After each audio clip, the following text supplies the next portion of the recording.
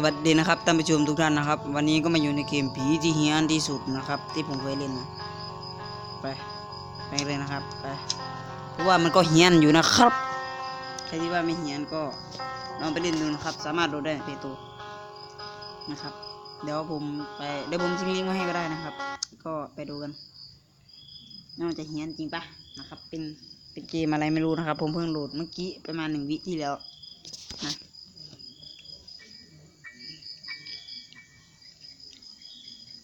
เสียงผมอาจจะ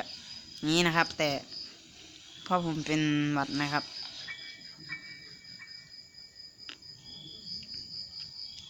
ผมเป็นหวัดผมพูดไม่ค่อยคล่องเท่าไหร่นะลงไปเจอคุณยายว่าไงผีครับกวนผีเล่นเฮ้ยที่นอนโคตรเสียวเลยจังหวะนี้โอ้ท่านผู้ชมเสียงของผมไหมครับเสียงดนตรีโคตรเสียว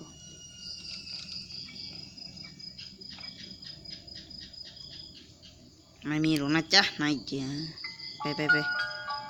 ไกลไปเฮ้ยอย่าเดินมาเฮ้ยมา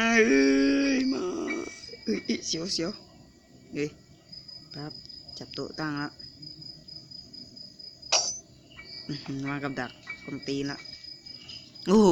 วางกับดักแล้วครับเสียวไหมครับจะวิ่งไปปิดตัวดีไหมนะไม่รู้เหมือนกัน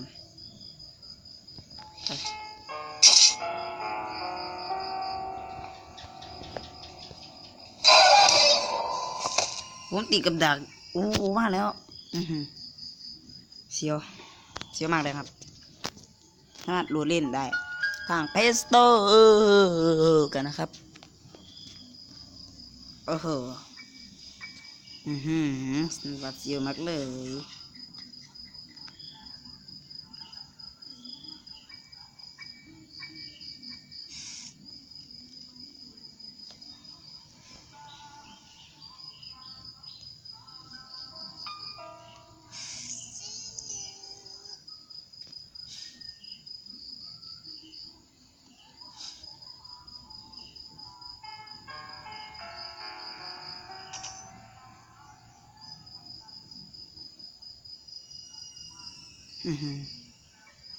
เสียงตีใช้ได้นะ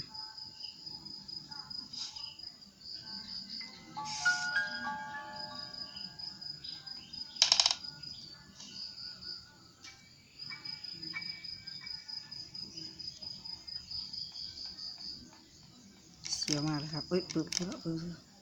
ได้ไหมเปิดมาแล้วอย่าเจอไหมเนี่ยเจอไหม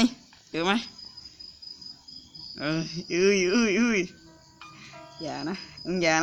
อย่าไม่ซี่ยูไม่เจอกูดอกที่ซ่อนเยอะเว้ยครับคนตีนผีเล่นครับ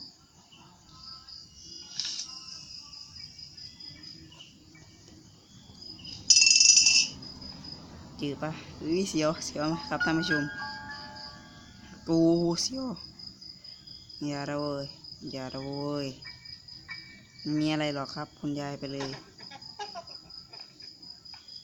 อย่านะตัวตายแค่ครั้งเดียวแค่นั้นอันนี้ก็เป็นสามารถการปรับแต่งอันนี้ก็คือมันไวมากเลยลองไปสูตรนะครับโคตรช้านะครับโคตรช้าพอดียังแม่นะครับ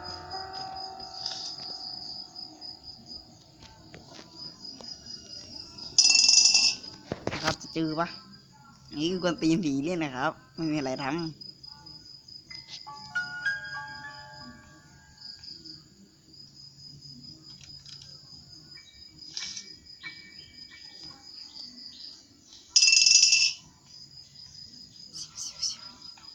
เสี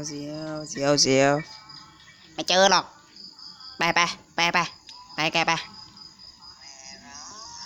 เฮ้ย